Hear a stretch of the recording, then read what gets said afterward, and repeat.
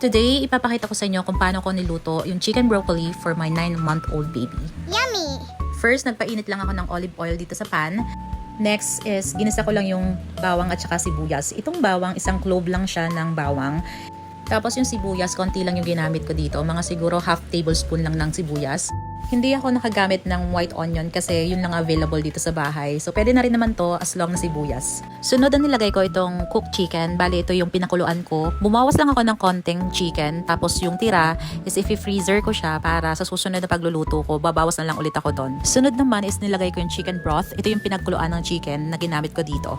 Hinintay ko lang siyang kumulo tapos inilagay ko na tong steamed broccoli na to. Nag-steam ako kanina ng broccoli for 2 to 3 minutes. Pagkatapos ko mag-steam, yung tira, kasi medyo madami yung broccoli, in-store ko din siya sa freezer para sa next na pagluluto ko, naka-ready na din yung broccoli. Okay. Ito yung pinakahuli, yung cornstarch. Nagtunaw lang ako ng konting cornstarch sa tubig para yung texture is medyo malapot. Yung pagluluto nito, it will not take 15 minutes of your time kasi yung broccoli at saka yung chicken is luto na siya. Yummy! Bawal pa kasi kay baby ang mga salt or any seasonings. No additional pampalasa, just pure love. Aww. Since walang condiments, tinikman ko siya, very light yung lasa. And syempre, para sa baby natin, masarap na to. Perfect! Yung niluto ko is good for 3 meals lang kasi ayokong mag-store ng matagal sa freezer or sa fridge kasi madali namang magluto anytime. Bali, 3 servings lang siya. So, ito yung dalawa na ilalagay ko sa ref. Tapos, yung isang serving is ipapakain ko na kay baby. Woo! Ito na si baby at ready na siyang kainin ang niluto ko. So, ito lang yung sinerve ko sa kanya. Bale, mahilig talaga siyang kumain ng white rice at ganitong texture. Magsa 7 months pa lang siya noon, ayaw niya na ng mga puree. Mas gusto niya yung gantong texture, yung may nangunguya siya. Sinusubuan ko lang si baby, hindi ko siya ibini-BLW. I know na maraming benefits ang pag-BLW sa baby. Kaso, para sa akin kasi 3 na yung anak ko, lahat sila hindi ng BLW.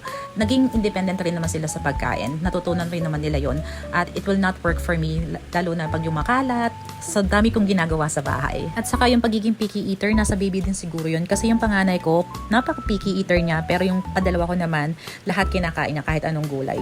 Then itong bunso ko, sana hindi rin siya maging picky eater soon. Pero time to time, pinaghahawa ko rin siya ng mga finger foods, lalo yung mga snacks.